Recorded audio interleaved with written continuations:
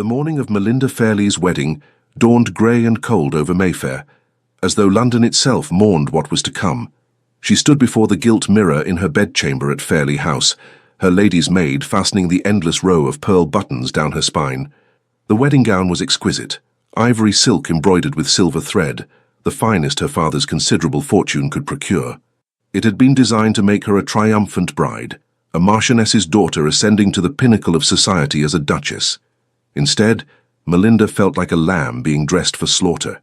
"You look beautiful, my lady," whispered Anne, her maid, though her voice carried no conviction. The girl had heard the rumors too, everyone had. Melinda studied her reflection with detached precision. Black hair arranged in elaborate curls, dark brown eyes that appeared almost hollow in the morning light, skin pale as porcelain. She was considered handsome by society's standards, not a diamond of the first water perhaps, but certainly acceptable for a duke. Even a duke whom society whispered about in scandalized tones. The Beast of Stormholt. The nickname had followed Cassian Redwyke, Duke of Stormholt, for years. Some claimed he bore a hideous deformity, a face so terrible that he refused to let even his own servants look upon him directly. Others whispered darker things, that he had been cursed, that madness ran in his bloodline, that his first wife had died under mysterious circumstances. Though Melinda knew this last to be false, the Duke had never married. Until today. "Melinda?" Her mother's voice preceded her entrance into the chamber. The Marchioness of Fairley swept in, resplendent in burgundy silk, her expression a careful mask of maternal satisfaction. "It is time." "Yes, mother." Melinda's voice emerged steady, which surprised her. Inside, she felt as though she were fracturing into 1,000 pieces. The Marchioness approached, adjusting an imaginary flaw in Melinda's veil with hands that trembled slightly. For a moment, just a moment, something human flickered in her mother's eyes. Regret, perhaps, or pity. "You understand the importance of this match," her mother said quietly. "Your father's debts—" "I understand perfectly." Melinda cut her off, unable to bear hearing the justification again. She had heard it a dozen times since the betrothal was announced 6 weeks ago. The Marquis of Fairley had gambled away most of the family fortune. Creditors were circling like wolves. The Duke of Stormholt had offered an obscene amount of money for a bride, enough to save Fairley House, pay every debt and restore the family's standing. All it required was that Melinda marry a monster. "He may not be as terrible as they say," her mother offered weakly. Melinda said nothing. They both knew it was a lie told to ease conscience, not reality. The carriage ride to St. George's Church in Hanover Square passed in a blur. Her father sat across from her, avoiding her gaze, his florid face sheened with perspiration despite the morning chill. The Marquis had aged a decade in the past year, his dissipation written in the broken veins across his nose and the tremor in his hands. This was the man who had sold her to save himself. The church loomed before them, its Portland stone facade as cold and imposing as a mausoleum. The fashionable wedding guests would be few, Melinda knew. The Duke of Stormholt did not inspire the sort of celebratory attendance that other ducal weddings commanded. Most of the ton would stay away, either from superstitious fear or calculated social distancing from a man they deemed unsuitable company. Those who came would do so out of morbid curiosity, eager to see the bride sacrificed to the beast. Inside, the church was indeed sparsely attended. Melinda recognized a few faces as she processed down the aisle on her father's arm. The Countess of Pemberton, who collected gossip like other women collected porcelain, Lord Ashworth, who never missed an opportunity to witness another's misfortune, the Dowager Duchess of Hartwell, whose presence lent the proceedings a veneer of respectability. And there at the altar stood her bridegroom. Even from a distance, the Duke of Stormholt cut an imposing figure.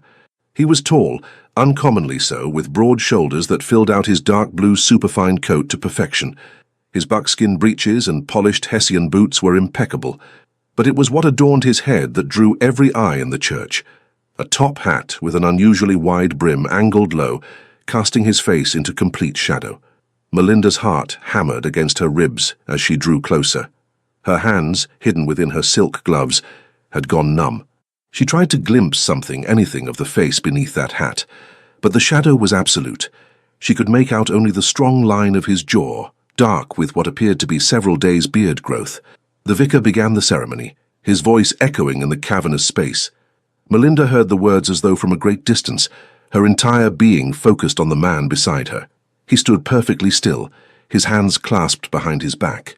When required to speak, his voice emerged low and rough, as though little used. "I, Cassian Redwyke, take thee, Melinda Fairley." His voice carried the cultured accent of the aristocracy, but there was something else beneath it, something dark and wounded. The sound sent an involuntary shiver down Melinda's spine. When it came time for her vows, she forced her voice to remain steady. "I, Melinda Fairley, take thee, Cassian Redwyke." The words felt like a noose tightening around her throat. The vicar pronounced them man and wife. The Duke did not attempt to kiss his bride, a breach of tradition that sent whispers rippling through the assembled guests. Instead, he merely inclined his head slightly and offered his arm. Melinda placed her trembling hand upon it, feeling the solid warmth of him beneath the fine wool. Whatever he was corporeal, real, her husband. They walked back down the aisle together, and Melinda kept her gaze fixed straight ahead, unwilling to meet the pitying or gleeful stares of the guests. Outside, a ducal carriage waited, black and imposing, with the Stormholt coat of arms emblazoned on the door, a silver wolf's head on a field of midnight blue. The Duke handed her into the carriage with surprising gentleness, then climbed in himself. The door shut with a definitive click, sealing them together in the intimate space. The carriage lurched into motion, carrying them away from St. George's, away from the life Melinda had known, toward whatever fate awaited her at Stormholt House. For several minutes, neither spoke. Melinda pressed herself against the far corner of the seat, her hands knotted in her lap. The Duke sat opposite her, still as a statue, his face still obscured by that damned hat. "You need not fear me," he said finally, his rough voice breaking the silence. Melinda's eyes snapped to where his face would be, though she could see nothing. "I am not afraid," she lied. A sound that might have been a bitter laugh emerged from beneath the hat. "You are a poor liar, Your Grace." Your Grace. The title that was now hers, Duchess of Stormholt. It should have thrilled her. Instead, it felt like chains. "Why do you hide your face?" The question escaped before Melinda could stop it, bold and foolish. The Duke's hands, which had been resting on his knees, clenched into fists. "You will see soon enough," he said coldly, "and then you will understand why I prefer the shadows."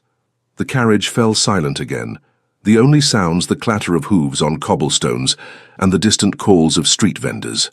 Melinda stared out the window, watching London pass by, the elegant townhouses of Mayfair giving way to the broader streets near Hyde Park. Stormholt House stood on the corner of Park Lane, overlooking the park itself. It was a magnificent structure of pale stone, 4 stories high with a columned entrance and dozens of gleaming windows.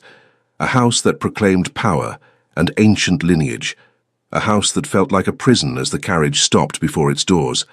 Servants materialized to assist them, footmen in the Stormholt livery of midnight blue and silver, a stern-faced butler who Melinda would later learn was called Thornton. None of them looked directly at the Duke.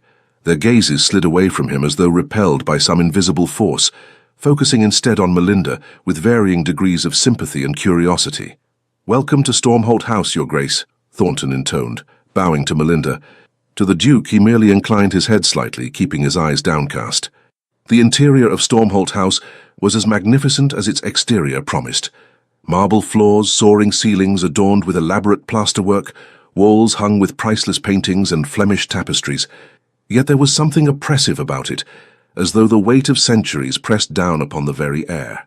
"Mrs. Hartwell will show you to your chambers," the Duke said, gesturing to a middle-aged woman in a housekeeper's black bombazine. "You may rest and refresh yourself. Dinner will be served at 8 o'clock. He paused, then added in that same cold tone, "In the small dining room. We shall dine alone." Before Melinda could respond, he turned and strode away, disappearing down a corridor with swift, almost desperate movements, as though fleeing her presence. Mrs. Hartwell tisked softly, "Come, Your Grace, I'll see you settled." The Duchess's apartments were on the 2nd floor, connected to the Duke's chambers by a shared dressing room, a common enough arrangement in aristocratic marriages. The rooms were beautifully appointed with furniture in the latest Egyptian style, walls papered in soft green silk, and a 4-poster bed hung with curtains of ivory damask. His Grace ordered everything refurbished when the betrothal was announced, Mrs. Hartwell said, running an approving hand over the writing desk. Wanted everything perfect for you, he did. Melinda walked to the window which overlooked the park. In the fading afternoon light, she could see couples strolling along the paths, enjoying the mild weather. A world away from her, though separated by mere glass and stone. Mrs. Hartwell, she said quietly, not turning from the window. Why does the Duke hide his face? The housekeeper was silent for so long that Melinda turned to look at her. The older woman's expression was troubled, torn between loyalty and compassion. It's not my place to say, Your Grace, she finally answered, but I will tell you this. His Grace is the finest man I've ever served. Whatever you've heard about him in London, it's naught but cruel gossip from cruel people who don't understand him. Is he disfigured? Melinda pressed. Mrs. Hartwell met her eyes directly. No, Your Grace, he is not. The simple declaration hung in the air between them, raising more questions than it answered. If the Duke bore no disfigurement, why the elaborate charade? Why the hat pulled low, the averted gazes, the self-imposed isolation? Then why— That is for His Grace to explain if he chooses. Mrs. Hartwell's tone left no room for further inquiry. Now, let me help you out of that gown. You'll want to rest before dinner. Melinda allowed herself to be undressed and put to bed like a child, though she knew sleep would be impossible. She lay beneath the fine linens, staring at the canopy above her, and wondered what the evening would bring, wondered when she would finally see the face of the man she had married, wondered if Mrs. Hartwell was telling the truth, or offering kind lies to ease her mistress's fear.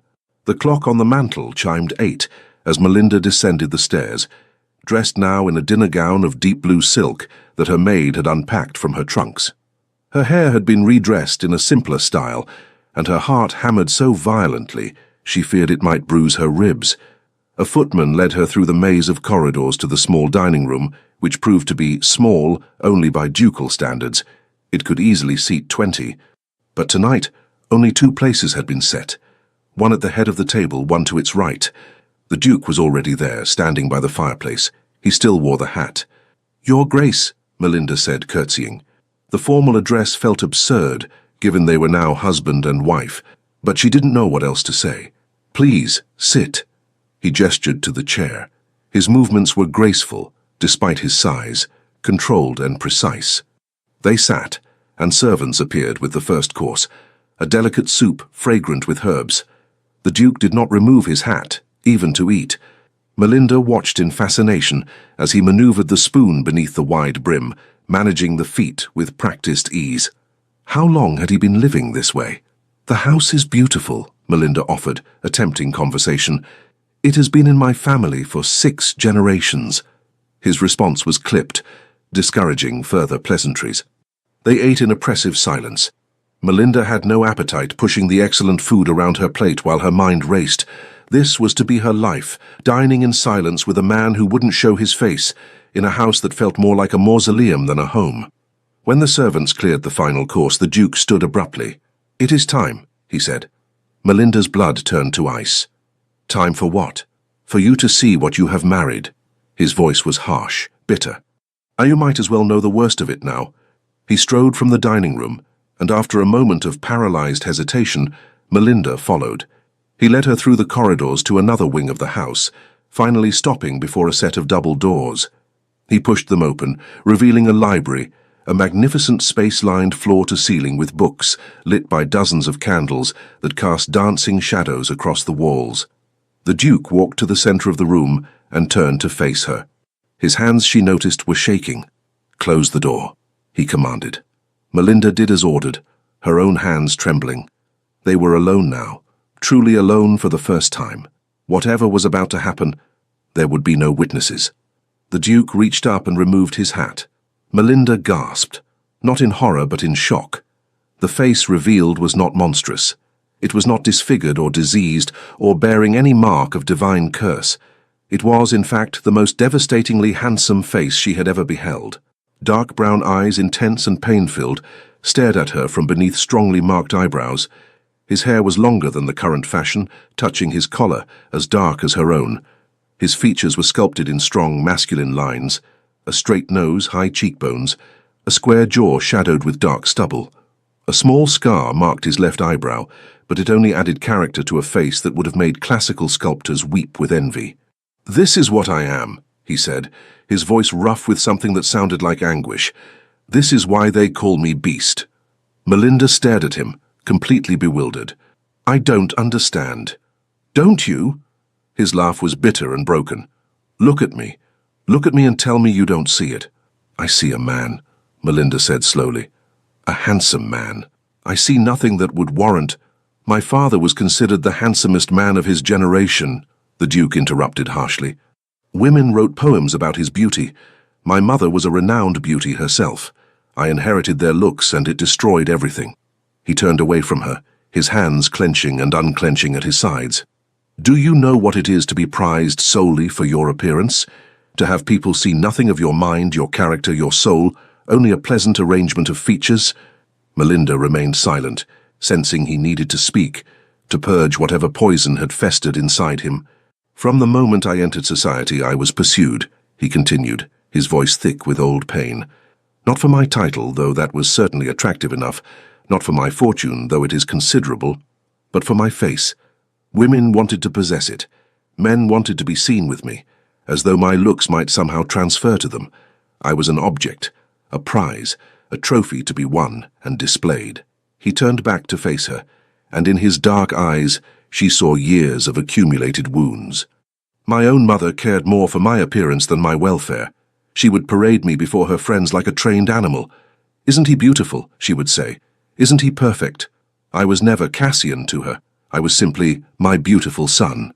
"That sounds terrible," Melinda whispered. "Terrible." He laughed again, that broken sound that made her chest ache. It was suffocating.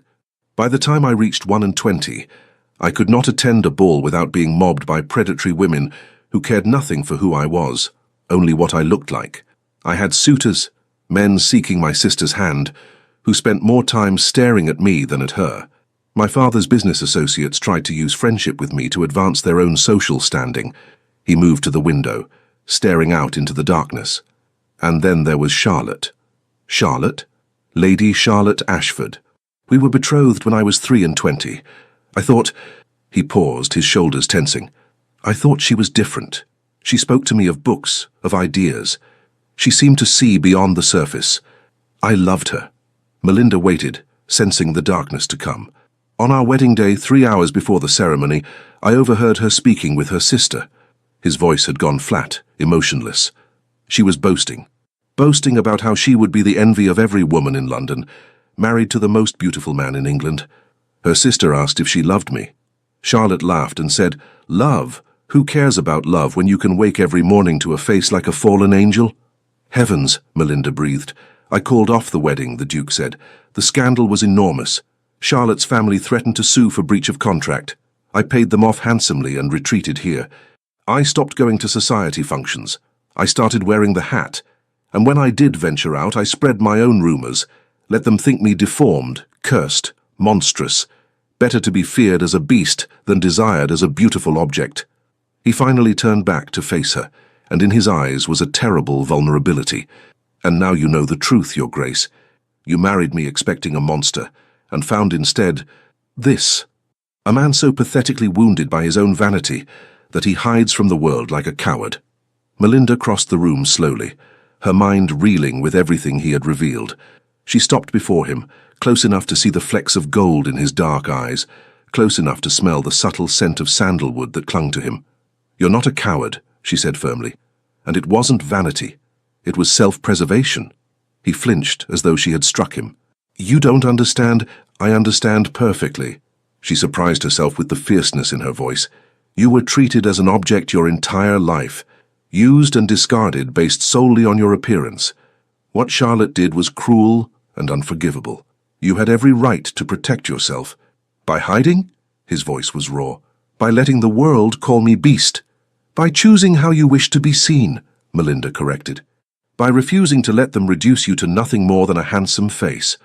They stood in silence for a long moment, something fragile and unexpected building in the air between them. "Why did you agree to marry me?" the Duke asked finally. "The real reason." Melinda could have lied, could have cited duty or ambition, but his honesty deserved equal honesty in return. My father's debts, she said simply. He gambled away our fortune. We were on the brink of ruin. Your marriage settlement saved my family.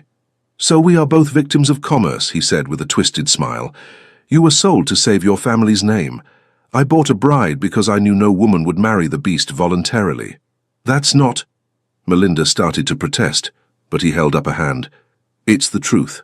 I won't insult either of us by pretending otherwise. He moved past her, heading toward the door. Your rooms are connected to mine. I will not force my company upon you. You are my duchess and will want for nothing, but I will not burden you with expectations of affection. Wait. Melinda's voice stopped him at the doorway. You said I was your duchess. You are. Then I have a request. She drew herself up, channeling every ounce of her mother's aristocratic bearing. Remove the hat. If we are to be married, truly married, I would like to see my husband's face. The Duke stared at her for a long moment, something like hope flickering in his dark eyes. Then he set the hat on a nearby table and stood before her, fully revealed. As you wish, he said quietly. Your Grace. And Melinda looked upon her husband, really looked upon him, and thought that perhaps, just perhaps, this marriage might be something other than the prison sentence she had feared. The first weeks of marriage were strange and tentative, a careful dance between two wounded souls learning to coexist. True to his word, the Duke, Cassian as he had finally asked her to call him in private, did not force his presence upon her. He worked in his study during the day, managing his vast estates and business interests. They dined together each evening in the small dining room, conversations gradually becoming less stilted as they discovered common interests in literature and music. And he no longer wore the hat, at least not inside Stormholt House. When he did venture out, which was rarely, he would don the wide-brimmed hat and resume his beast persona. Melinda found this both tragic and infuriating, but she said nothing. She was learning that Cassian's wounds ran deeper than she had initially understood, and they would not heal quickly or easily. What surprised her most was how gentle he was. He would hold doors for her, ensure her favorite tea was always stocked, and ask about her comfort with genuine concern. The servants adored him, she noticed. They might not look him in the eye, but they moved with efficiency, born of respect, not fear.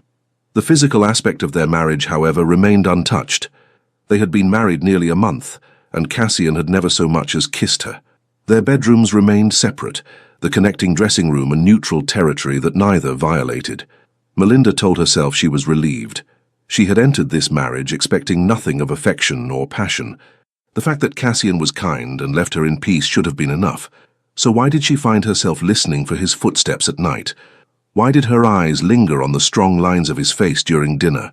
Why did her pulse quicken when their hands accidentally touched? She was falling in love with the beast of Stormholt, and the realization terrified her. It was 6 weeks into their marriage when everything changed. Melinda had spent the afternoon in the conservatory, reading one of Cassian's botanical texts.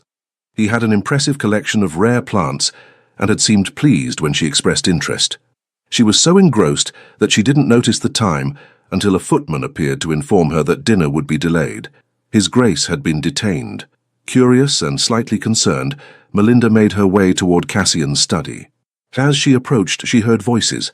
Cassian's deep tones and another man's higher, more nasal voice. Absolutely not, Cassian was saying, his voice hard. I won't hear another word about it. But your Grace must consider, the other man began. I have considered, and my answer is final. My Duchess will attend with me, and that is the end of it. Melinda paused outside the door, uncertain whether to interrupt. But the scandal, your Grace. You haven't attended a major social function in years. And to bring her Grace when the talk about your condition is still so fresh. The talk about my condition. Cassian's voice had gone dangerously soft. You mean the lies and gossip spread by small-minded fools who have nothing better to do than speculate about their betters? I meant no offense, your Grace, the other man stammered. I only thought, you thought wrong. The Duchess and I will attend the Hartwell ball next week, and there's an end to it. You may go. Melinda heard footsteps approaching the door and quickly stepped back. A thin man in a secretary's sober black coat emerged, looking flustered. He nodded to her distractedly and hurried away. Taking a breath, Melinda knocked on the study door. Enter. Cassian sat behind his massive desk, papers spread before him, but his attention was on her the moment she stepped inside. As always, the sight of him made her breath catch slightly. How had she ever thought him beastly? "Melinda," he rose immediately. "Is something amiss?" "I heard voices," she admitted. "I apologize for eavesdropping, but I couldn't help overhearing something about a ball." Cassian's expression darkened. "The Dowager Duchess of Hartwell is hosting a ball next week. She's my godmother, and has been insisting I attend. I thought—" He paused, seeming uncertain. "I thought perhaps you might wish to go, to be properly presented as my Duchess." Melinda's heart leaped at the thought, not of the ball itself, but of appearing in society with Cassian, of showing London that their Duchess was proud of her Duke. "I would like that very much," she said. "You needn't agree simply to be obliging," Cassian said quickly. "I know society has not been kind in their speculation about our marriage. The stares and whispers might be unpleasant." "Let them stare," Melinda said firmly. "Let them whisper. I am your wife and I have no shame in that." Something bright and fierce blazed in Cassian's eyes. He crossed the room in 3 strides and took her hands in his, the first time he had voluntarily touched her beyond the most formal courtesies. "You are extraordinary," he said roughly. "I don't deserve you." "That's absurd," Melinda whispered, acutely aware of the warmth of his hands, the nearness of him. "If anything, I don't deserve your kindness. You could have been cruel. You could have treated me as an obligation. Instead, you've been nothing but gentle." "Melinda," his voice was strained, his eyes searching hers. "I need to tell you something." "What?" "I'm falling in love with you." The confession seemed torn from him. "I tried not to. I swore I wouldn't burden you with expectations. But every day watching you move through my home, seeing your kindness to the servants, listening to your clever observations about the books you read, I'm losing the battle." Melinda's heart hammered so hard she thought it might shatter her ribs. "That's not a burden," she whispered, "isn't it? You married me out of necessity. You deserve more than a husband who hides from the world, who carries wounds he cannot seem to heal." "Then let me help you heal them," Melinda said, squeezing his hands. "Cassian, I'm falling in love with you too. I think I have been since that first night, when you trusted me enough to remove the hat, when you showed me your true face." For a long moment, Cassian simply stared at her, as though unable to believe what he was hearing. Then, with a sound that was half groan, half laugh, he pulled her into his arms. "Melinda," he breathed against her hair. "My Duchess, my salvation." She tilted her face up to his, and finally, he kissed her. It was not a gentle kiss. It was fierce and hungry, the kiss of a man who had denied himself too long. Melinda responded with equal fervor, her hands fisting in his coat, her body pressing against his solid warmth. When they finally broke apart, both breathing hard, Cassian rested his forehead against hers. "Come to my bed tonight," he said, his voice rough with desire. "Not out of duty, but because you want to." "Yes," Melinda whispered. "Yes." That night marked the true beginning of their marriage. Cassian was a passionate and surprisingly tender lover, worshipping her body with a reverence that made tears prick her eyes. He whispered her name like a prayer, his hands and mouth learning every inch of her, until she was trembling and gasping beneath him. And afterwards, as they lay tangled in his sheets, he held her close and whispered secrets into the darkness. About his childhood, about the crushing weight of expectations, about the loneliness that had defined most of his adult life. Melinda listened and shared her own stories, about growing up in a house where appearance mattered more than substance, where her father's gambling had cast an ever-present shadow, where she had learned to make herself small and agreeable to avoid conflict. "We were both prisoners," Cassian murmured, pressing a kiss to her temple. "Both trapped by circumstances we didn't create. But we're free now," Melinda replied. "Together we're free." In the days that followed, Melinda saw a transformation in her husband. He smiled more readily. He laughed at her teasing remarks. He took her on long walks through Hyde Park, still wearing the hat, but with less of the desperate need to hide. And at night, they came together in passion and tenderness, learning each other's bodies and hearts with equal dedication. The night of the Hartwell ball arrived with startling speed. Melinda dressed in her finest gown, pale gold silk that made her dark hair and eyes dramatic by contrast. Cassian appeared in her dressing room as her maid finished arranging her coiffure, looking devastatingly handsome in black evening clothes. "You look magnificent," he said, his eyes dark with appreciation. "As do you," Melinda replied. Then, gently, she reached for the hat he carried. "Must you wear it?" Cassian's jaw tightened. "The Tun expects the beast. If I appear without it—" "If you appear without it, they'll see what I see," Melinda interrupted. "A handsome, intelligent, worthy duke, my husband. They'll gossip. They'll gossip regardless. But if we face them together, without shame or fear, we take away their power." She cupped his face in her hands. "You've been hiding for so long, Cassian. Isn't it time to stop?" For a long moment, he wrestled with himself. Then, slowly, he set the hat aside. "Very well," he said quietly. "For you, I'll try." The Hartwell Ball was the social event of the season, the ballroom glittering with hundreds of candles and filled with the cream of London society. When the butler announced, "His Grace, the Duke of Stormholt, and Her Grace, the Duchess of Stormholt," every head turned. The collective gasp was audible. Melinda felt Cassian tense beside her, as hundreds of eyes fixed upon them. She squeezed his arm gently, silently reminding him she was there. They descended the stairs together, and the whispers began immediately, a susurrus of shock and speculation that followed them across the ballroom floor. "Not disfigured at all. Why did he hide? Most handsome man I've ever seen. Poor Duchess, trapped with the beast." That last comment, delivered in a carrying voice by a woman Melinda recognized as Lady Pemberton, made her blood boil. She turned, fixing the Countess with a cold stare. "I beg your pardon, Lady Pemberton, but I believe you were speaking about my husband." Lady Pemberton had the grace to flush. You merely meant to spread vicious gossip about a man you don't know." Melinda's voice was pleasant but edged with steel. "How fortunate that I'm here to correct your misconceptions. My husband is the finest man of my acquaintance, and I consider myself extraordinarily fortunate to be his wife. Should you have any further observations about the Duke of Stormholt, I suggest you direct them to me. I should be happy to educate you." Lady Pemberton stammered an apology and fled. Around them, Melinda could see other guests hastily turning away, their expressions ranging from embarrassed to impressed. Cassian looked down at her, something like awe in his eyes.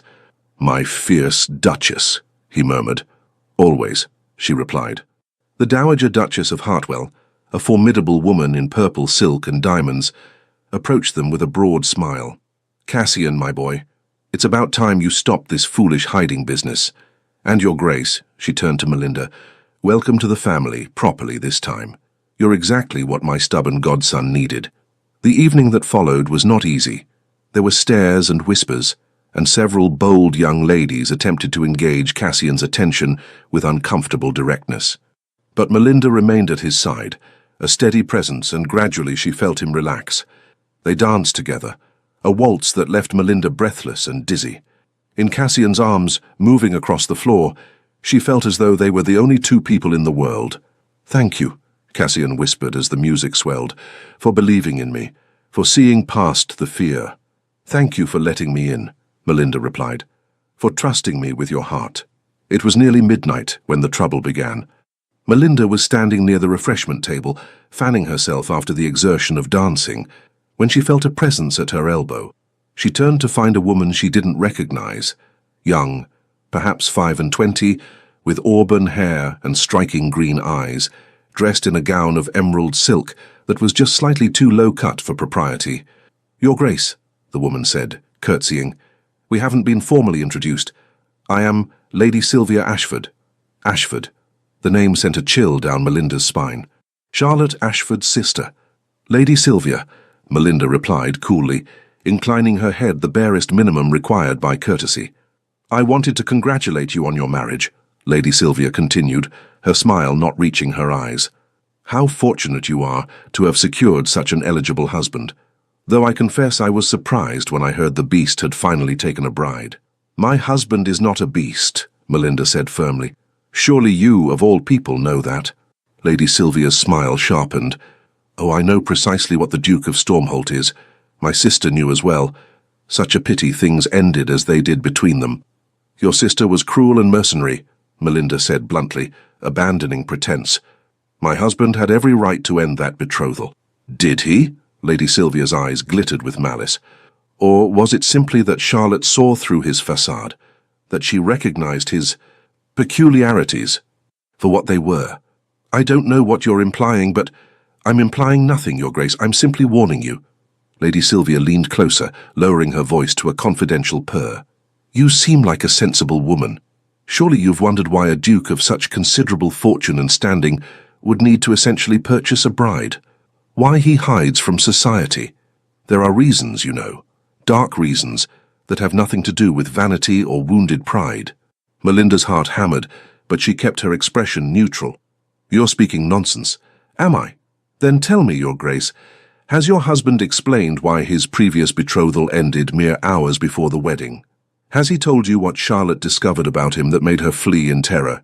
Charlotte didn't flee. Cassian ended the engagement. Is that what he told you? Lady Sylvia laughed softly. How sweet. How naive. She straightened, her expression hardening. Mark my words, Your Grace.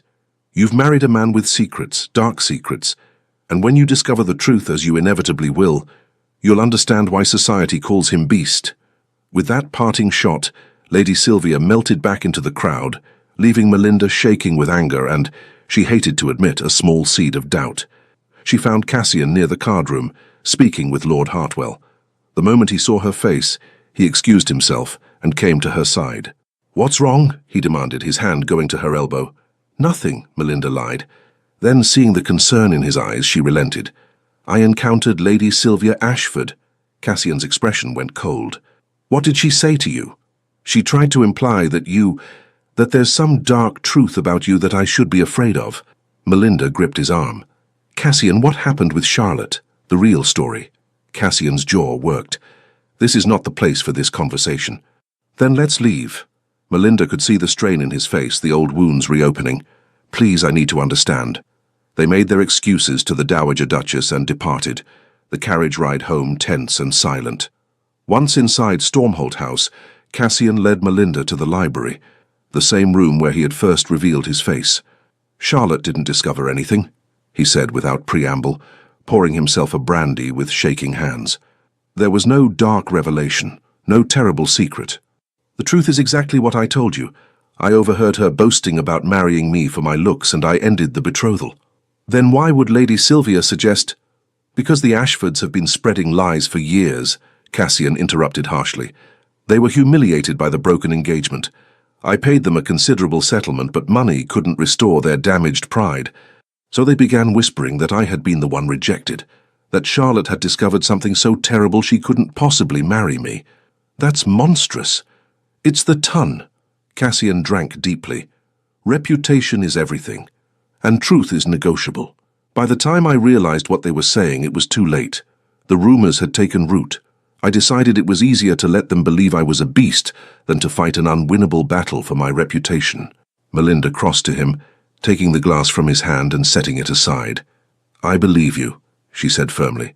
Completely and without question. How can you be so certain? There was anguish in his voice. You barely know me. I know what matters.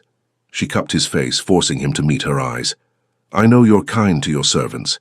I know you're generous to your tenants. I know you read botanical texts and play the pianoforte when you think no one is listening. I know the way you make love to me, as though I'm precious and irreplaceable. That's the truth of who you are, Cassian, not the lies told by bitter, cruel people. He pulled her against him, burying his face in her hair. I don't deserve you, he whispered. Stop saying that, Melinda replied fiercely. We deserve each other, we deserve happiness, and I won't let Lady Sylvia or anyone else poison what we've built. They held each other in the candle-lit library, drawing strength from their shared determination. But even as Melinda reassured her husband, she felt the first stirrings of unease. The Ashfords were clearly not finished with them, and society, she was learning, could be more vicious than any beast. The following weeks brought an unexpected development. London society, starved for novelty, became fascinated by the Duke and Duchess of Stormholt. Invitations poured into Stormholt House. Hostesses who had previously avoided the beast now clamoured for the handsome Duke and his elegant Duchess to grace their entertainments. Cassian was bewildered by the sudden attention. Melinda found it both amusing and slightly nauseating. They're like vultures, she observed one morning over breakfast, sorting through another stack of gilt-edged cards. 2 months ago, they whispered about you as though you were Bluebeard himself. Now, they want you at their dinner tables. Should we refuse? Cassian asked, looking up from his newspaper. Melinda considered. Part of her wanted to reject every invitation, to punish the fickleness of the ton. But another part, the part that was learning to think strategically, recognized an opportunity. No, she said slowly, we should accept some of them. The more we appear in society as a united, content couple, the harder it becomes for people like the Ashfords to spread their poison. Cassian smiled at her over the rim of his coffee cup. When did you become such a tactician? I learned from watching my mother navigate society's treacherous waters, Melinda replied. Though I swore I'd never become like her, I must admit she taught me some useful skills. They began accepting select invitations. Dinner parties, musicals, the occasional ball. Melinda made it her mission to be gracious to everyone, even those who had previously whispered about her husband. She watched as Cassian gradually relaxed in social settings, the old confidence returning, as he realized people were responding to him as a man, not as an object or a monster. But the Ashfords were not idle. Lady Sylvia Ashford seemed to appear everywhere Melinda went. At Lady Pemberton's dinner party, she managed to secure the seat next to Melinda and spent the entire meal making veiled comments about marriages of convenience and the secrets husbands keep.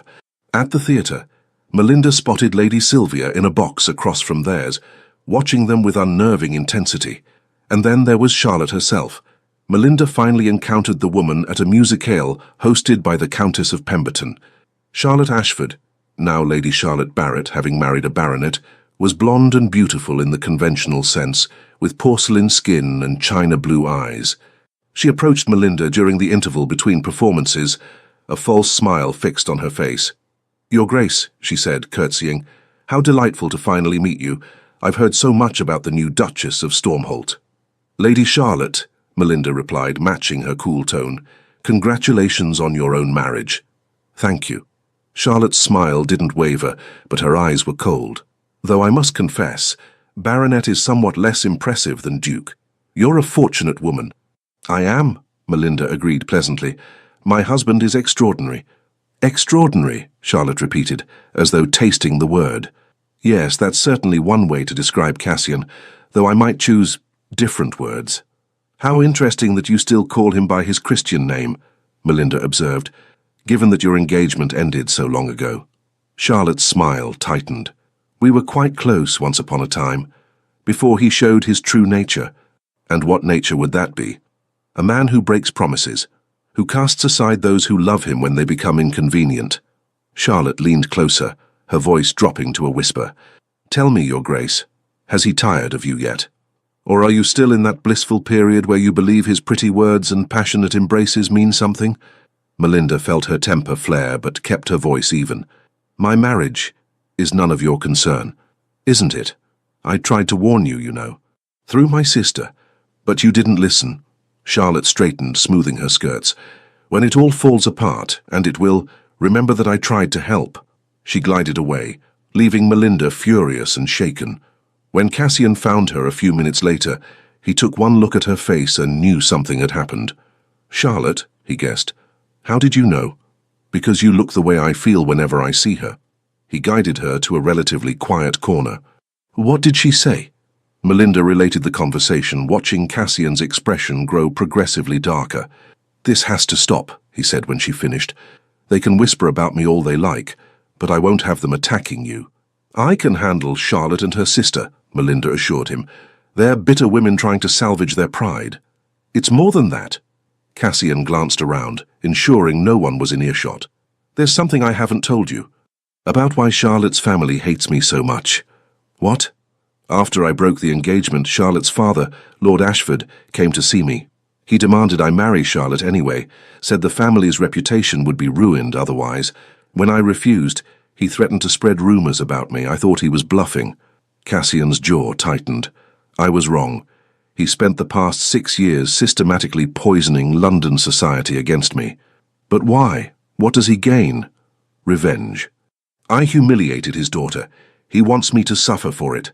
Cassian took her hands. And now you're caught in the crossfire. I'm sorry, Melinda. I should have told you all of this before we married. Would it have changed anything? Melinda asked. We both married out of necessity. Knowing about Lord Ashford wouldn't have altered that.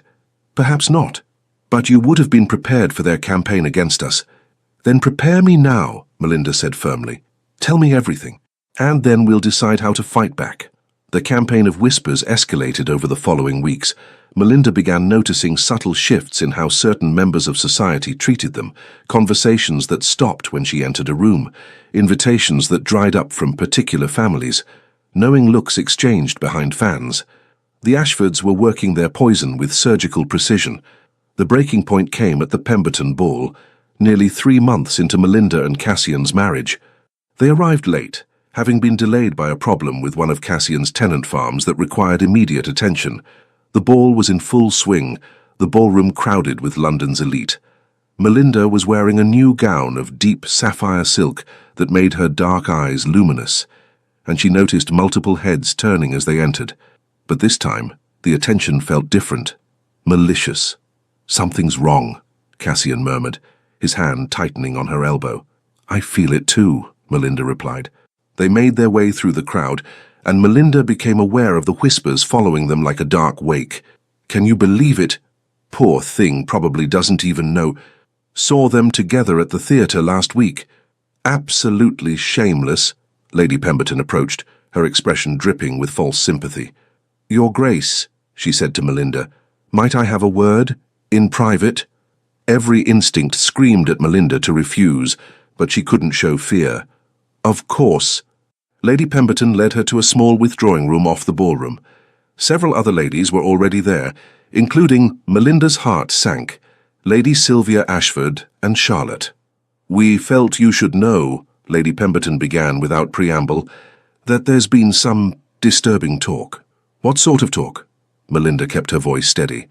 About the Duke of Stormholt and Lady Amelia Thornwood. Lady Pemberton's eyes gleamed with malicious pleasure. They were seen together at the theatre last week, in her private box, alone for quite some time. Melinda's blood ran cold, but she forced herself to show nothing. I see. Lady Amelia is well known for her, shall we say, flexibility in matters of fidelity, Charlotte added helpfully.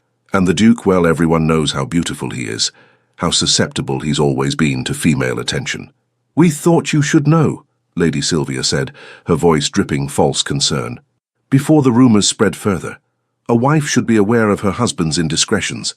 Melinda looked at each of them in turn, these women who had gathered like carrion crows to pick apart her marriage. She thought of Cassian, of his gentleness and passion, of the way he looked at her as though she were precious beyond measure, and she knew with absolute certainty that it was a lie. How kind of you to concern yourselves with my marriage, Melinda said pleasantly. However, I'm afraid you've been misled. My husband was indeed at the theatre last week, we both were.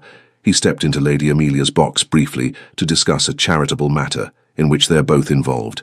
I was present for the entire conversation. It was a complete fabrication, but Melinda delivered it with perfect confidence. Lady Pemberton blinked. You were there? Of course. Did you think I would allow my husband to attend the theatre without me? Melinda smiled sweetly. How curious that whoever reported this to you failed to mention my presence. One might almost think they were deliberately trying to cause trouble. She let her gaze linger meaningfully on Charlotte and Lady Sylvia, who had both paled slightly. Now, if you'll excuse me, I should return to my husband. He'll wonder where I've gone. Melinda moved toward the door, then paused.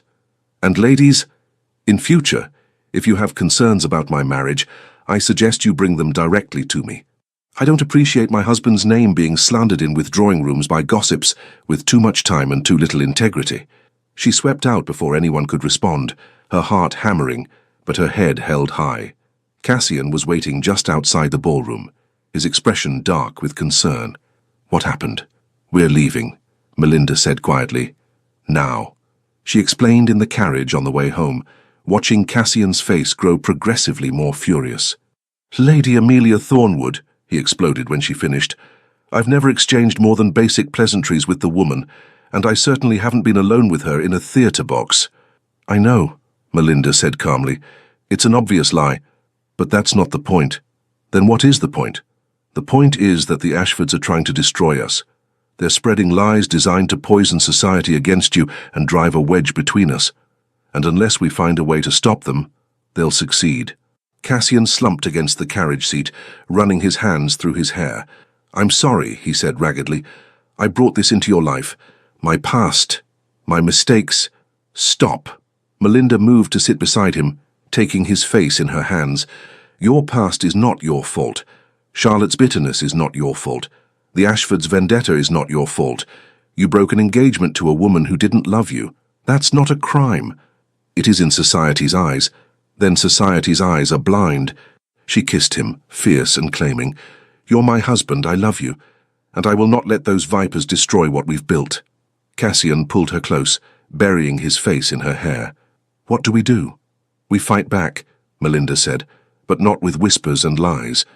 We fight with truth, with our love, with the undeniable proof that we are happy and united." "How?" "I don't know yet," Melinda admitted, "but we'll find a way, together." The solution came from an unexpected source, the Dowager Duchess of Hartwell. She called upon them 2 days after the Pemberton ball, sweeping into Stormholt House with her customary authority. Cassian and Melinda received her in the drawing room, both uncertain what to expect. "I've been hearing disturbing rumors," the Dowager announced without preamble, accepting a cup of tea, "about supposed indiscretions and theatre boxes and nonsense. I assume it's all lies." "Complete fabrications," Cassian confirmed. "The Ashfords are behind it." "Of course they are. That family has no honor." The Dowager sipped her tea thoughtfully. "I warned your father about encouraging that match with Charlotte, Cassian. The Ashfords have always been more concerned with appearance than character." "Can you help us?" Melinda asked. "Your opinion carries considerable weight in society." "My dear girl, I can do better than offer my opinion. I can give you a platform." The Dowager set down her teacup with a decisive click. "My annual summer ball is in 3 weeks. It's the event of the season. Everyone who matters will attend. I want you to host it with me." "Host it?" Cassian looked stunned. "As co-hosts, you'll stand in the receiving line, you'll open the dancing, you'll be seen by everyone as a united, devoted couple. It will give you visibility and credibility, and it will give me the opportunity to publicly endorse your marriage." "But won't that draw more attention to the rumors?" Melinda asked. "Of course it will. That's the point." The Dowager smiled wickedly. "You can't defeat gossip by hiding from it. You must confront it head-on. Show society that the Duke and Duchess of Stormholt are happy, devoted, and utterly unaffected by malicious lies. Force the Ashfords to either produce proof of their claims, which they cannot, or be revealed as the liars they are." Melinda and Cassian exchanged glances. It was a risk, but the Dowager was right. They couldn't keep defending themselves against whispers and innuendo. They needed to take control of the narrative. "We'll do it," Cassian said. "Thank you, Godmother." "Don't thank me yet. You'll have 3 weeks of absolute scrutiny. Every gesture, every glance between you will be analyzed. The Ashfords will be watching for any crack they can exploit."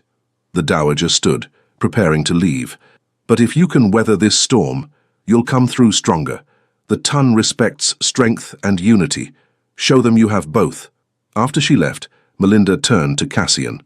3 weeks, she said. 3 weeks, he agreed. "Can we do this?" "We can do anything," Melinda said firmly, "as long as we're together." The 3 weeks that followed were among the most challenging of Melinda's life. She and Cassian appeared everywhere together, dinners, musicales, even a Venetian breakfast, that Melinda found tedious beyond words.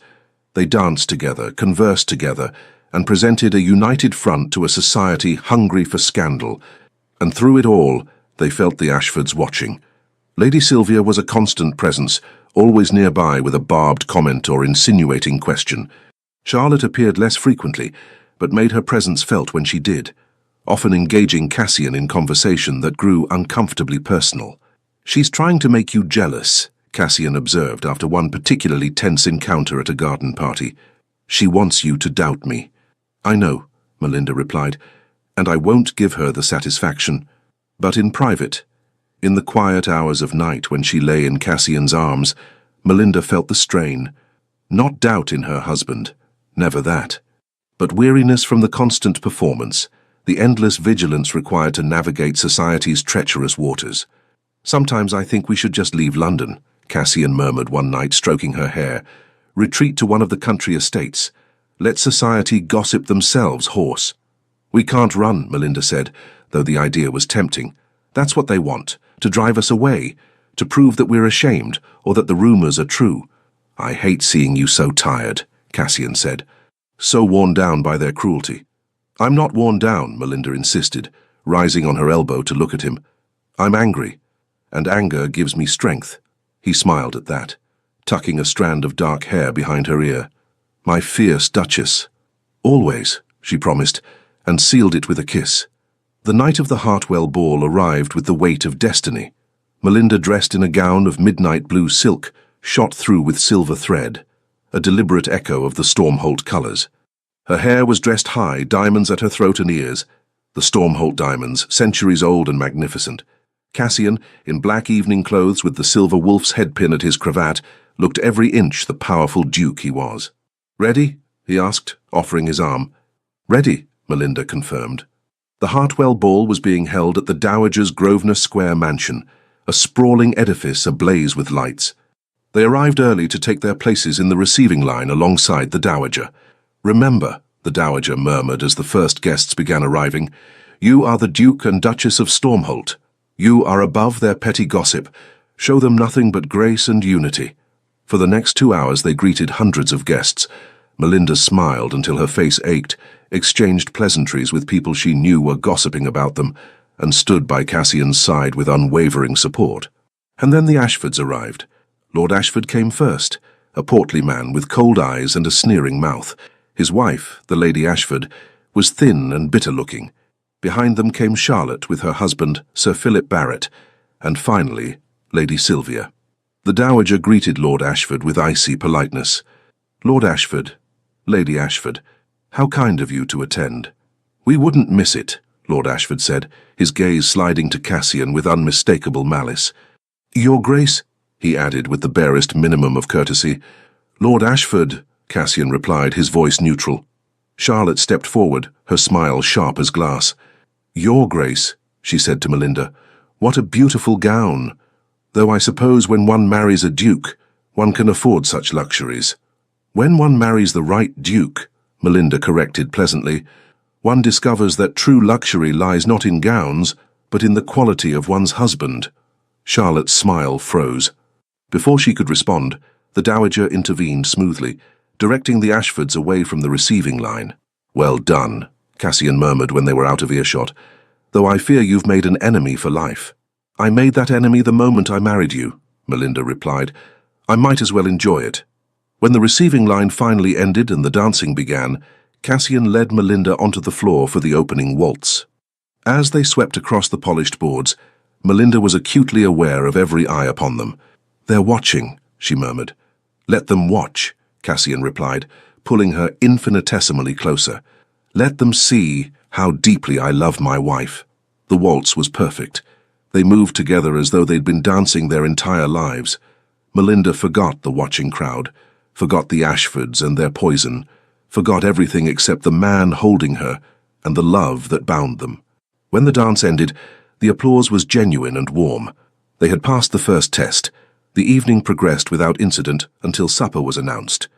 The guests began making their way to the dining room, and Melinda found herself temporarily separated from Cassian by the crush of bodies. And that was when Lady Sylvia struck. She appeared at Melinda's elbow as though materializing from shadows. "Your Grace, might I have a word?" "I'm looking for my husband," Melinda said coolly. "This will only take a moment." Lady Sylvia's hand clamped around Melinda's arm with surprising strength, steering her toward a small antechamber. "It concerns him, actually." Against her better judgment, Melinda allowed herself to be led into the chamber. The moment they were inside, Lady Sylvia closed the door. "What do you want?" Melinda demanded. "To help you," Lady Sylvia said, "though you're too stubborn to realize you need it." "I don't need or want your help." "Don't you?" Lady Sylvia pulled a folded paper from her reticule.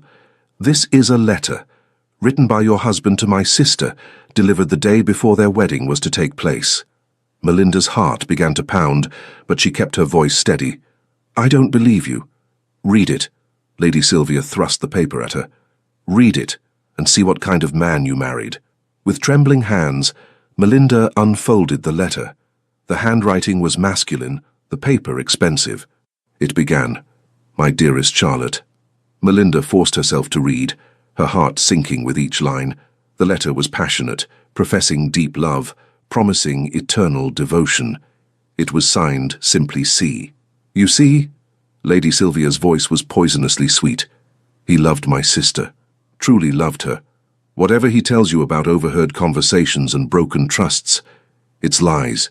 He loved Charlotte, and she was forced to reject him when she discovered certain things about his character."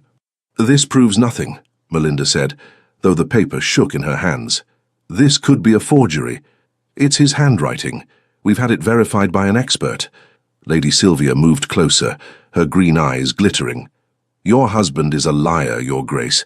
He married you for convenience, probably for your father's political connections or some other calculated reason. He doesn't love you. He never could. His heart belongs to my sister." Melinda stared at the letter, her mind racing. The handwriting did look similar to Cassian's, but she couldn't be certain. And the contents, they contradicted everything Cassian had told her about his relationship with Charlotte. But could she trust her own judgment? She had only known Cassian for 3 months. The Ashfords had known him for years. "I don't believe you," Melinda repeated, but her voice lacked conviction. "Then ask him about the letter," Lady Sylvia suggested. "See how he responds. Watch his face when you confront him. And then you'll know the truth." She swept out of the antechamber, leaving Melinda alone with the letter and her suddenly shaken certainty. Melinda stood in the antechamber, the letter clutched in her trembling hands, her mind a chaos of conflicting thoughts. This could be a forgery. The Ashfords are liars. But what if it's real? What if Cassian has been deceiving me? "No," she whispered aloud. "No, I won't doubt him. I won't." But the poison had been planted. She could feel it working through her, insidious and dark. The door opened and Cassian appeared, his face tense with concern. "Melinda? I've been searching everywhere. What are you doing in here? Is something wrong?" Melinda looked at her husband, his handsome face, his worried eyes, and felt tears prick her lids. "Lady Sylvia gave me this," she said, holding out the letter. Cassian took it, his expression growing thunderous as he read. When he finished, he crumpled the paper in his fist. "It's a forgery," he said flatly. "A damned good one, I'll grant them, but a forgery nonetheless.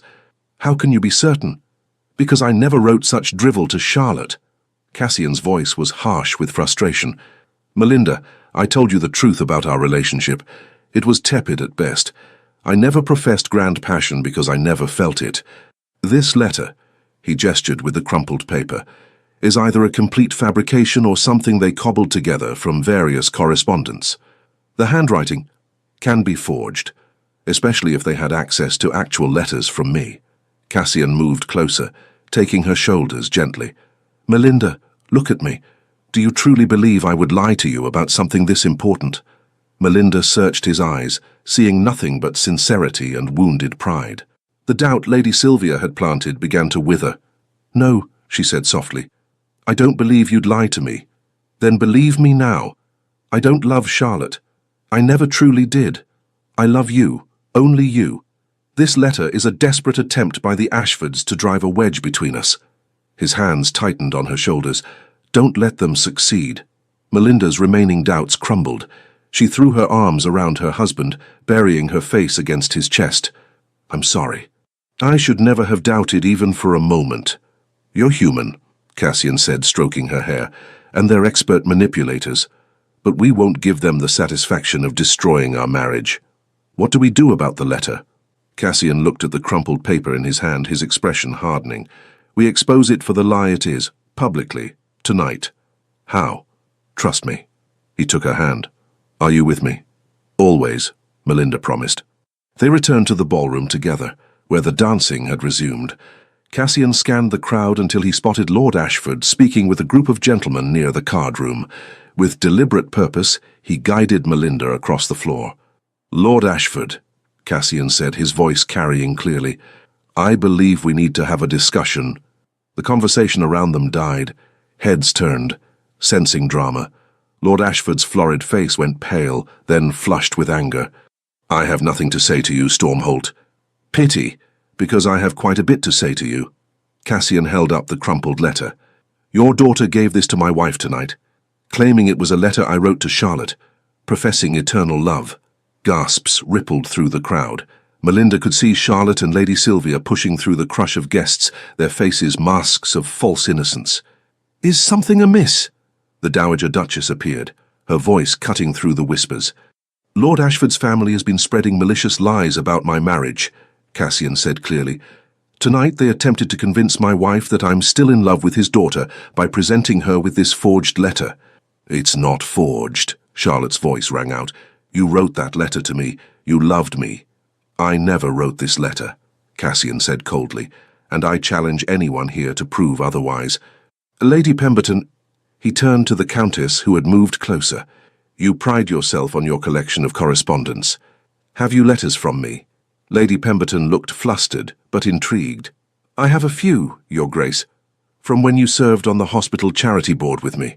"Then compare them to this." Cassian handed her the crumpled paper. "Compare the handwriting, the style, the phrasing. Tell this assembly whether you believe they were written by the same person."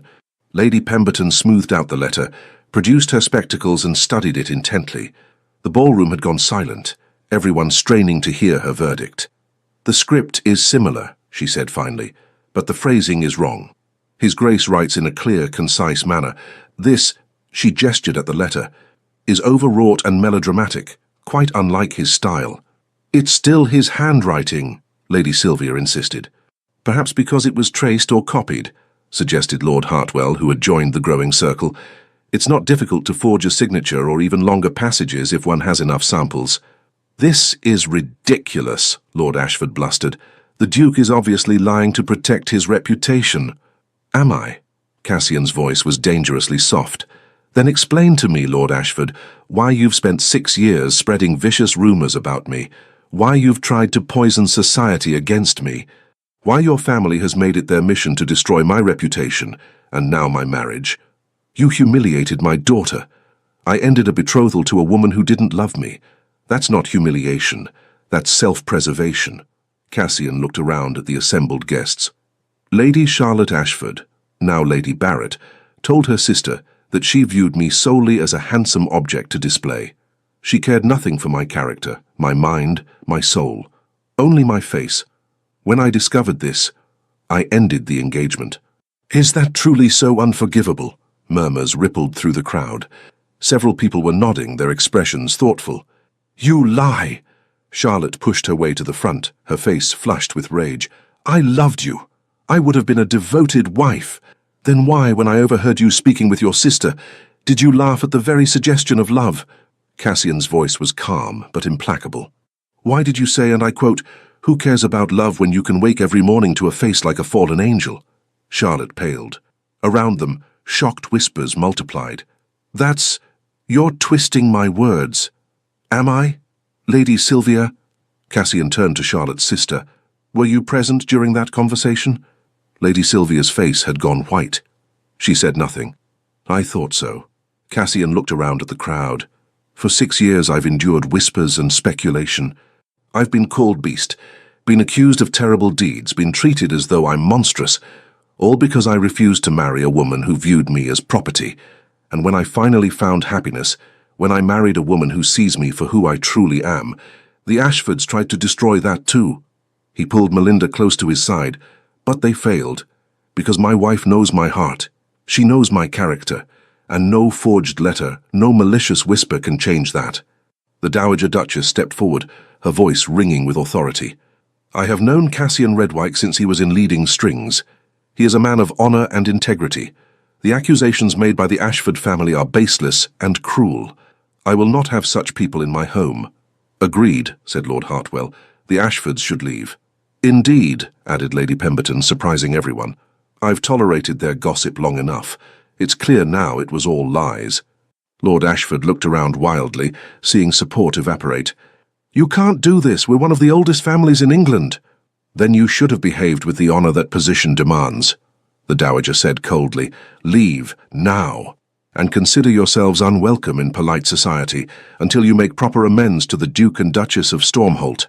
Security of the household began moving toward the Ashfords.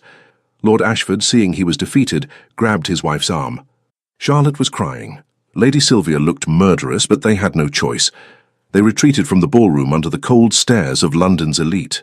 As they disappeared, the tension in the room broke. Conversation resumed, louder now, everyone discussing the dramatic confrontation they'd just witnessed. The Dowager approached Cassian and Melinda, her expression approving. "Well done, my boy. Sometimes the only way to kill a snake is to cut off its head." "Thank you, godmother," Cassian said quietly. "Don't thank me. Thank your remarkable wife." The Dowager smiled at Melinda. "You stood by him when it would have been easier to doubt. That takes strength of character." As the Dowager moved away to calm her other guests, Cassian turned to Melinda. "Are you all right?" "I should be asking you that," Melinda replied. "That was intense. It was necessary." Cassian cupped her face in his hands. "I'm sorry you were dragged into my past. Sorry you had to endure their poison." "I'm not sorry," Melinda said firmly. "I'm proud to be your wife, proud of how you handled them. I couldn't have done it without you." He kissed her softly, unmindful of the watching crowd. "You're my strength, Melinda, my salvation. And you're mine," she whispered back. The aftermath of the Hartwell ball was swift and decisive. By morning, all of London knew what had transpired. The Ashfords had been exposed as liars and manipulators, and society, ever fickle, turned against them with the same enthusiasm they had once directed at Cassian. Lady Pemberton, of all people, became an unlikely ally. She called upon Melinda 2 days after the ball, bringing with her several other influential society matrons. "We owe you an apology, Your Grace," Lady Pemberton said without preamble. "We believed the Ashfords' lies. We participated in spreading gossip about your husband. It was wrong and we're sorry." Melinda, still learning to navigate the complex politics of the ton, considered her response carefully. She could reject the apology, take petty revenge for the months of whispers and judgment, or she could take the higher road. "Apology accepted," she said graciously. "We all make mistakes. What matters is how we move forward." The relief on the women's faces was palpable. Within a week, invitations to Stormholt House began flowing in. Requests for the Duke and Duchess to attend dinners, musicales, even intimate family gatherings. Society, having ostracized Cassian for years, now wanted to welcome him back into the fold. Cassian was bemused by the sudden shift. "6 years ago, these same people whispered that I was cursed," he observed one evening as they dressed for yet another dinner party. "Now they want to be my dearest friends." "That's society," Melinda said, adjusting his cravat. "Fickle and shallow, but it's also our world, at least for now." "Do you want to stay in London?" Cassian asked. "Or would you prefer to retreat to Stormholt Abbey? We don't have to keep doing this." Melinda considered. The prospect of leaving London society behind was tempting. She had never particularly enjoyed the constant socializing, the endless scrutiny. But she also recognized the importance of solidifying their position now, while they had momentum. "Let's stay for the rest of the season," she said. "Establish ourselves properly. Then we can retreat to the country and live quietly." "The country," Cassian repeated wistfully. "I haven't been to Stormholt Abbey in over a year. It's the family seat, a beautiful place in Devon. Rolling hills, forests, the sea just a few miles away." "It sounds lovely." Melinda finished with his cravat and stepped back to admire her handiwork. "We'll go there when the season ends. Just the two of us." "Just the two of us," Cassian agreed, pulling her close. "Though hopefully not for much longer." Melinda looked up at him, puzzled. "What do you mean?" "I mean," he placed his hand gently on her still flat stomach. "I'm hoping that by the time we reach Devon, there might be 3 of us." Melinda's breath caught. She had been so caught up in the drama with the Ashfords, so focused on protecting their marriage, that she hadn't paid attention to the subtle signs her body had been sending. But now that Cassian mentioned it, "I'm late," she said slowly. "Nearly 2 weeks late." "I know." Cassian's eyes were alight with hope. "I've been counting the days. But I didn't want to say anything in case I was wrong, in case it caused disappointment." Melinda placed her hand over his, her own hope blooming bright and fierce. "Do you think—" "I think we should wait a few more weeks to be certain," Cassian said practically, though his voice shook slightly. "But yes, my love, I think you might be carrying our child." The possibility, no, the probability, filled Melinda with a joy so intense it brought tears to her eyes. A child, their child, the ultimate proof of their love and unity. "If it's true," she whispered. "If I'm truly with child, then the Ashfords have lost completely. They tried to poison our love, to destroy our marriage. But instead, we've created new life. Justice," Cassian murmured, kissing her forehead. "And more than that, happiness. Real, genuine happiness." The remaining weeks of the season passed in a blur of social obligations and quiet domesticity. Melinda's courses continued to stay away, and other signs appeared. Tenderness in her breasts, a slight queasiness in the mornings, an overwhelming fatigue that struck in the afternoons. She consulted a physician in secret, not wanting to raise hopes if she was mistaken, but the doctor confirmed what she already knew in her heart. She was approximately 6 weeks pregnant, and if all went well, would deliver sometime in late January or early February. Melinda chose to tell Cassian on their 4-month wedding anniversary. She waited until after dinner, when they were alone in the library, that same room where so much of their story had unfolded. "I have something to tell you," she said, her heart hammering with excitement and nerves. Cassian looked up from the book he'd been reading, immediately alert to her tone. "What is it?" "I saw a physician yesterday. He confirmed it. We're going to have a child. In February." For a moment, Cassian simply stared at her. Then his face broke into the most radiant smile Melinda had ever seen. He crossed the room in 2 strides and swept her into his arms, spinning her around with a whoop of joy. "Careful," Melinda laughed, clinging to him. "You'll make me dizzy." "I don't care, we're having a baby." Cassian set her down gently, then immediately looked concerned. "Are you well? Should you be standing? Do you need to sit down? What did the physician say?" "The physician said I'm perfectly healthy, and the pregnancy is progressing normally," Melinda assured him, touched by his concern. "I'm not an invalid, Cassian. I can continue normal activities."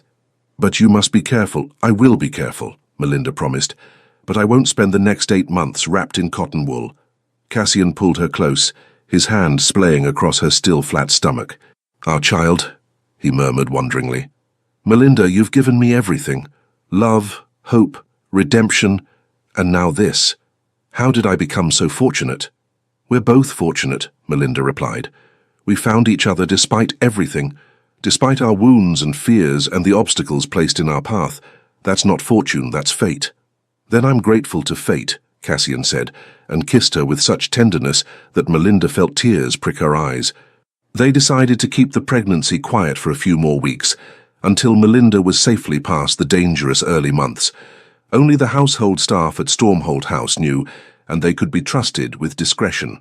As July melted into August, Melinda and Cassian attended fewer social functions, claiming the summer heat as an excuse. In truth, they were beginning to withdraw from London society, preparing for their retreat to Stormholt Abbey. But before they could leave, one final confrontation awaited them. The encounter happened at the theatre of all places. Melinda and Cassian had gone to see a new comedy at Drury Lane, enjoying what would likely be their last theatrical performance before departing for Devon. During the interval, as they strolled through the theatre's grand foyer, they came face to face with Charlotte Barrett. Charlotte was alone, her husband apparently having stepped out. She looked thinner than when Melinda had last seen her, with shadows under her eyes and a brittleness to her expression. For a long moment, none of them spoke. Then Charlotte said quietly, "Your Grace, Your Grace." "Lady Barrett," Cassian replied neutrally. Charlotte looked at him with something that might have been regret. "I owe you both an apology," she said, "for what my family did, for my part in it." Melinda glanced at Cassian, seeing her own surprise reflected in his face. "Go on," Cassian said guardedly. "I was young and foolish when we were betrothed," Charlotte continued. "I did view you as a prize to be won. I'm ashamed of that now. You deserved better than my shallow affection." "Yes, I did," Cassian agreed bluntly, "but that doesn't excuse your family's campaign of lies." "I know, and I tried to stop them. Truly I did. But my father, he was so angry about the broken engagement, about the scandal. He wouldn't listen." Charlotte's eyes glistened with unshed tears. "He's ruined now, you know. After that night at the Hartwell ball, society turned against us. His business ventures have collapsed. Sylvia can't find a husband. No one will have her. Even my own marriage is strained because Philip is tired of being associated with my family's disgrace." "I don't feel sorry for them," Melinda said coldly. "They brought it upon themselves. I know. Charlotte looked at her directly. You were right to defend your husband. I wish I had possessed your courage and integrity when I had the chance. Why are you telling us this? Cassian asked. Because I wanted you to know that not all of us are monsters. I made terrible mistakes, but I never wanted things to go so far. Charlotte straightened her shoulders. I'm leaving London. Philip has accepted a position in the north. We'll be gone by the end of the month. Before I left, I wanted to make what amends I could. Melinda studied the other woman, searching for signs of deception or manipulation. But Charlotte's expression was open, her regret seemingly genuine. Thank you for the apology, Melinda said finally. I hope you find peace in your new life. Charlotte nodded, tears spilling over. And I hope you both find happiness. From what I've seen, you already have. She curtsied and walked away, disappearing into the crowd. Cassian watched her go, his expression thoughtful. Do you think she was sincere? I think she's realized too late the consequences of her actions, Melinda replied. Whether that constitutes real repentance or just self-pity, I'm not certain. But it doesn't matter. She's leaving London. The Ashfords are broken and we, she placed his hand on her stomach, are beginning our real life together. Cassian smiled, the shadows that had haunted his eyes for so long finally lifting. Our real life, he echoed. I liked the sound of that. They departed for Stormholt Abbey 3 days later, leaving behind the stifling heat of London and the memories of the season's drama. The journey took 2 days, travelling in comfortable stages with overnight stops at coaching inns. Melinda dozed through much of the journey, fatigue from the pregnancy making her drowsy.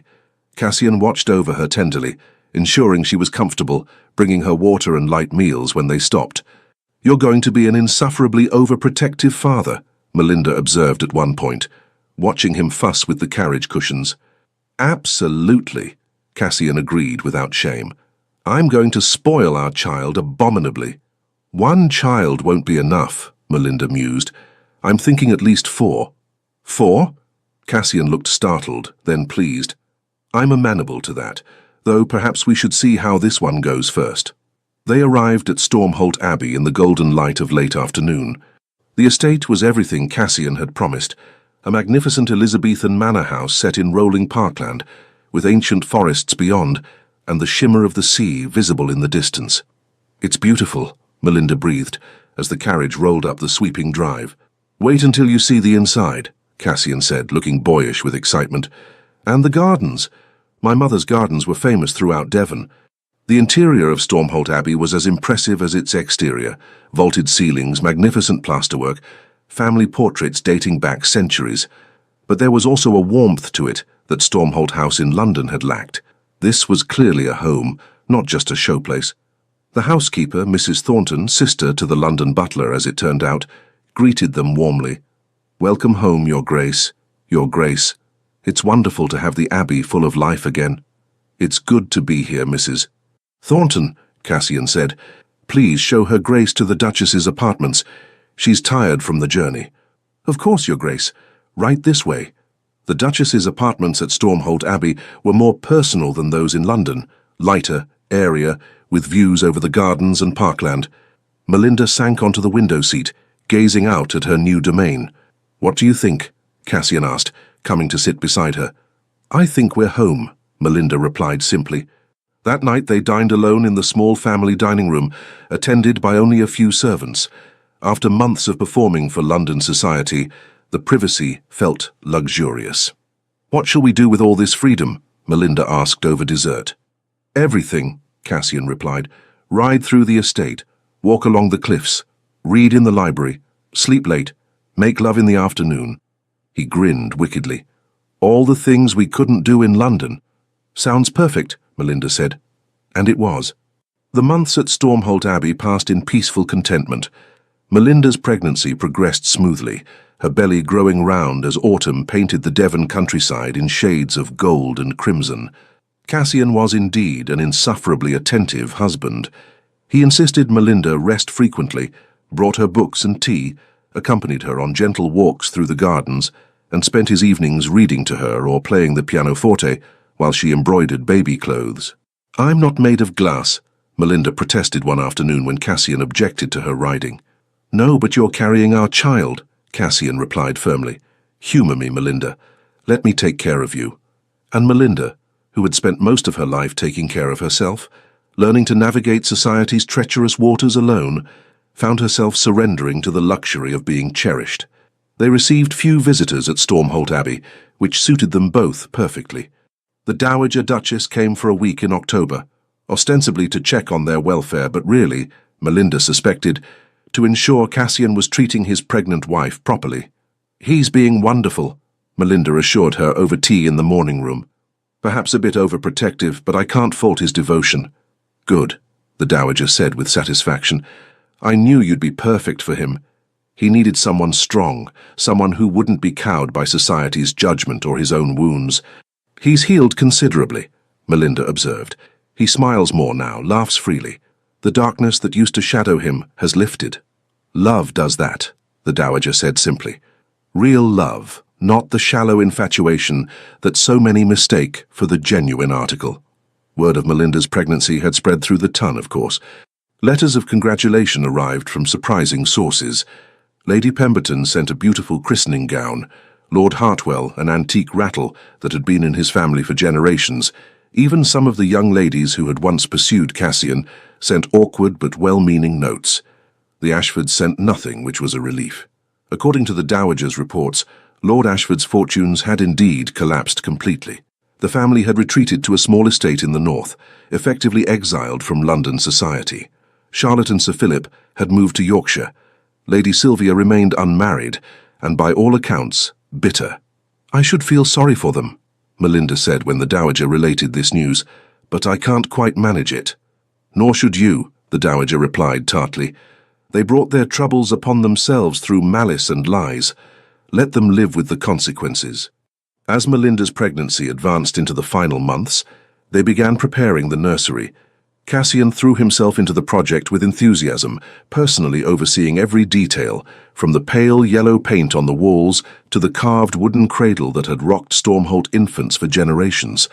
"Boy or girl, do you think?" he asked one evening, as they stood in the finished nursery admiring their work. "I don't know," Melinda replied, resting her hands on her enormous belly. "But healthy, that's all I care about." "Healthy," Cassian agreed, kneeling to press a kiss to her stomach. "And loved. So very loved." Christmas came, and with it the first snow. Melinda and Cassian celebrated quietly, just the two of them, exchanging simple gifts and watching the snow fall over the parkland. "This is our last Christmas as just a couple," Cassian observed, holding Melinda close before the drawing-room fire. "Next year, there will be 3 of us." "4 of us," Melinda corrected.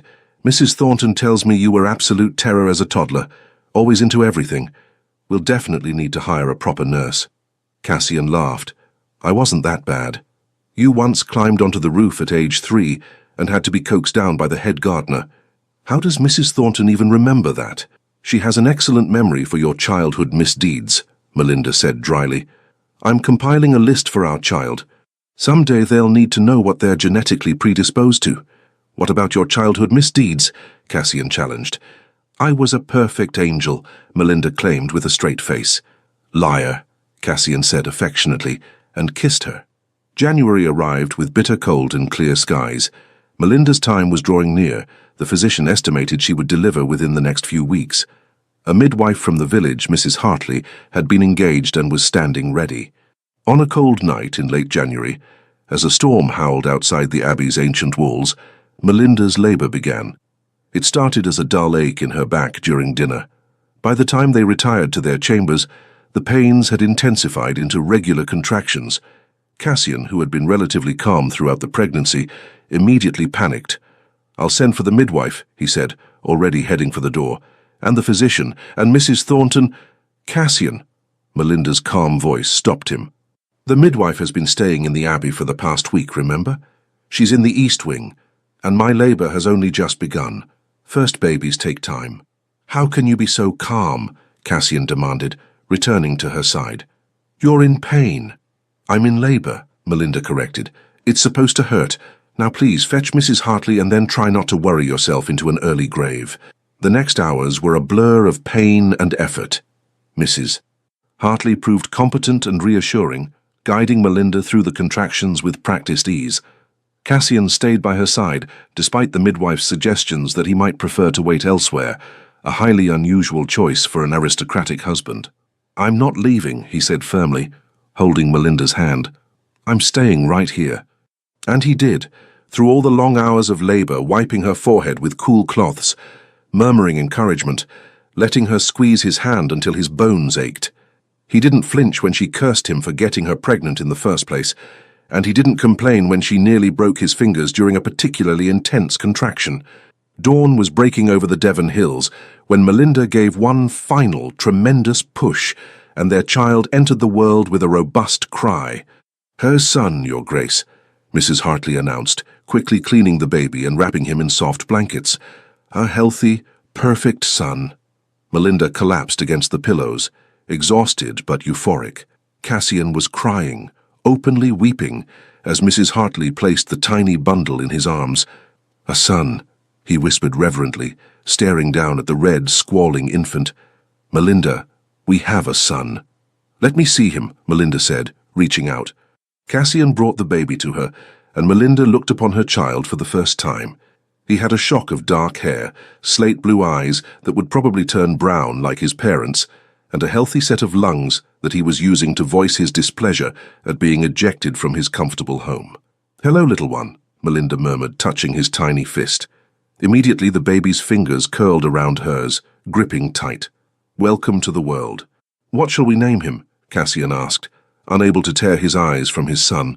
They had discussed names throughout the pregnancy, but had never settled on anything definite.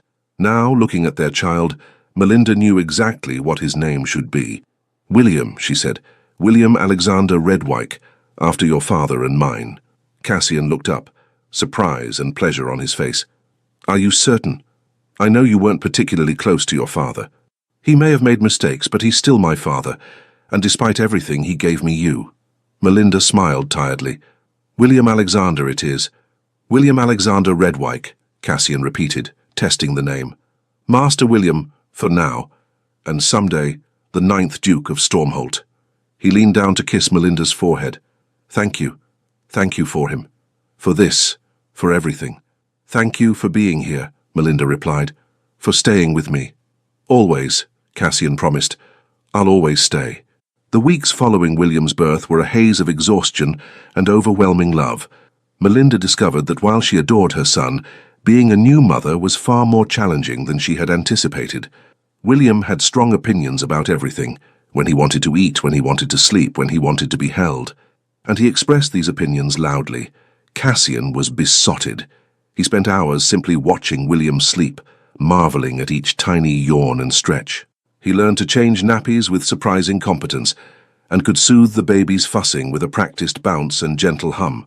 "You're a natural father," Melinda observed one night, watching Cassian pace the nursery with a crying William. "I'm determined not to be like my own parents," Cassian replied. "William will never be just a pretty face to me. He'll be valued for his character, his mind, his heart." "He's lucky to have you," Melinda said softly. "We're both lucky to have you," Cassian corrected, finally getting William to settle. He placed the now sleeping baby in his cradle with exquisite care. "You're an extraordinary mother, Melinda, and an extraordinary woman." They stood together, watching their son sleep, and Melinda felt a contentment so profound it brought tears to her eyes. This was what she had always wanted, even when she hadn't known to want it. A family built on love, not obligation. A husband who cherished her. A child who would grow up knowing he was valued for who he was, not what he looked like. "We did it," she whispered. "Despite everything, my family's debts, your wounds, the Ashfords' lies, we built something real, something beautiful."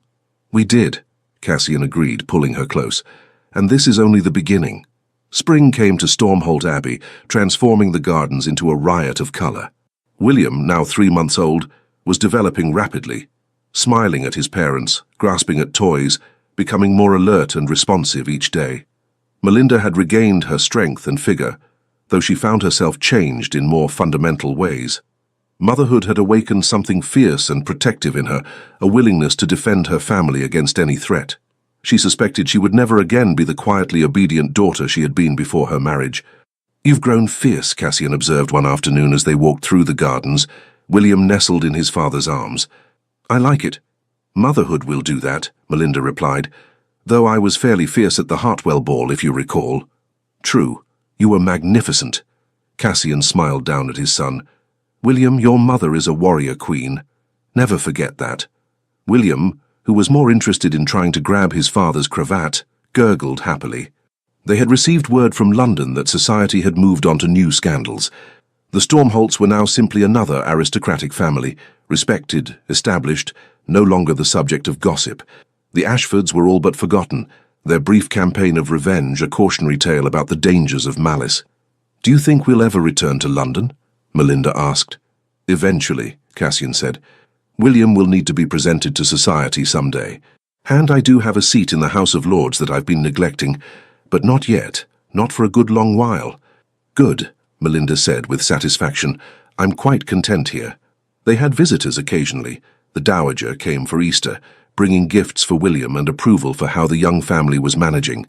A few of Cassian's friends from his university days called, curious to meet the wife and child who had transformed the notorious beast of Stormholt into a contented family man. But mostly they were alone, building their life in peaceful isolation. One evening in late spring, after William had been put to bed and they were relaxing in the library, Cassian suddenly said, I want to thank you.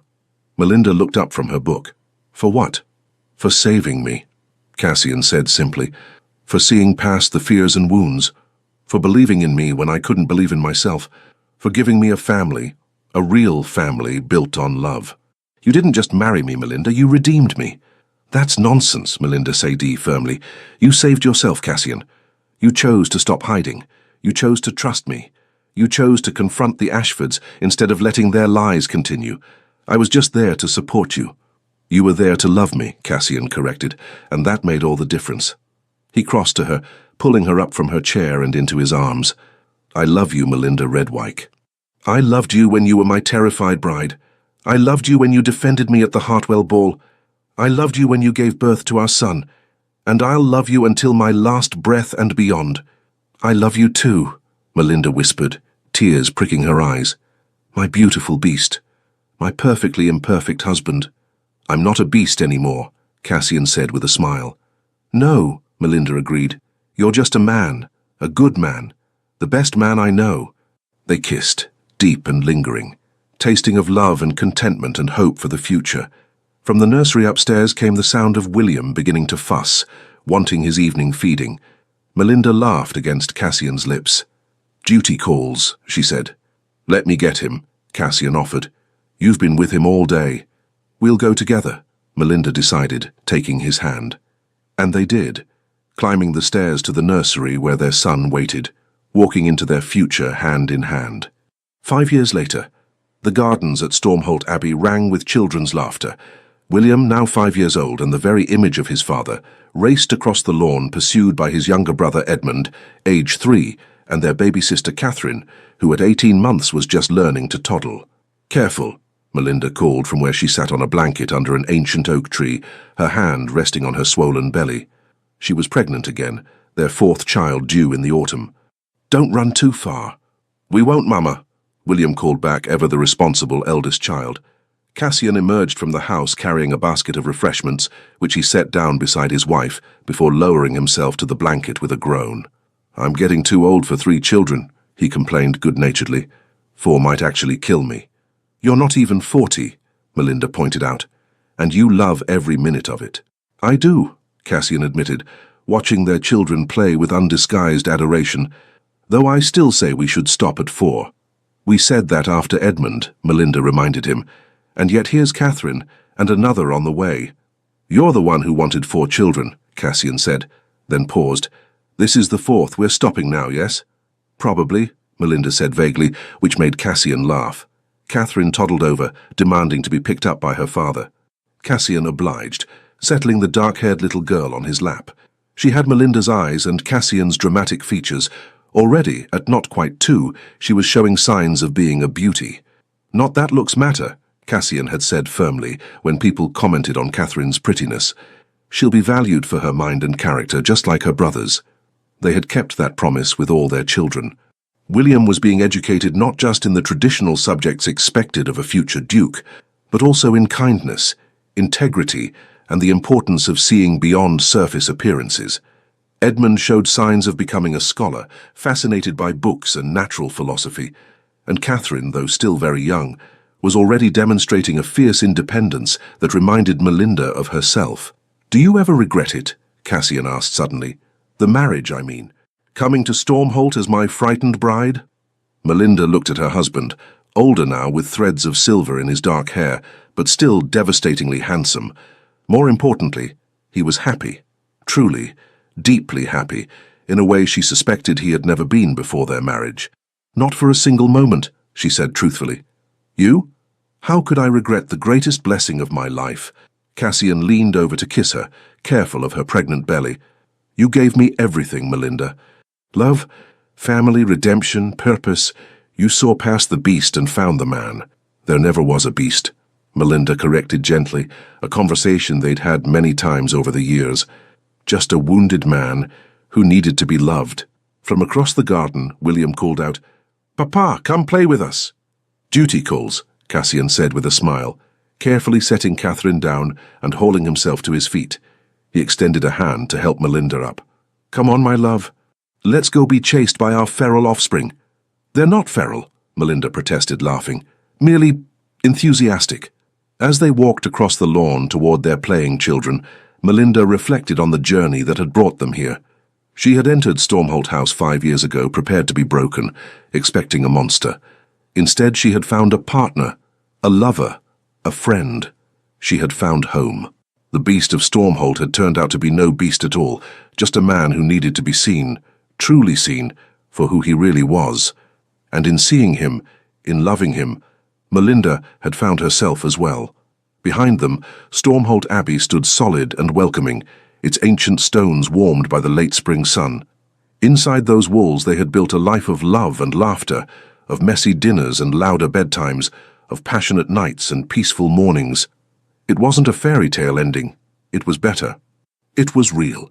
And as Cassian swept Catherine into his arms while William and Edmund demanded attention, as Melinda laughed and tried to prevent Edmund from putting a worm down his brother's shirt, she thought, This is happiness. This is what happily ever after really looks like. Not perfect, not always easy, but filled with love and built to last. The beast and his beauty, together forever, exactly as it should be." The end. Thank you so much for staying with us until the very end. We hope this story moved you as deeply as it moved us to create it. If you enjoyed this tale, please subscribe, like, comment, and share. Your heartfelt support encourages us, from the bottom of our hearts, to keep writing more stories full of love, redemption, and unexpected twists. And don't miss what's next. At the end of the video, another hand-picked story will appear. Click it and be swept away by another emotional tale just like this one. Thank you for being here. The Legends of the Fall Team.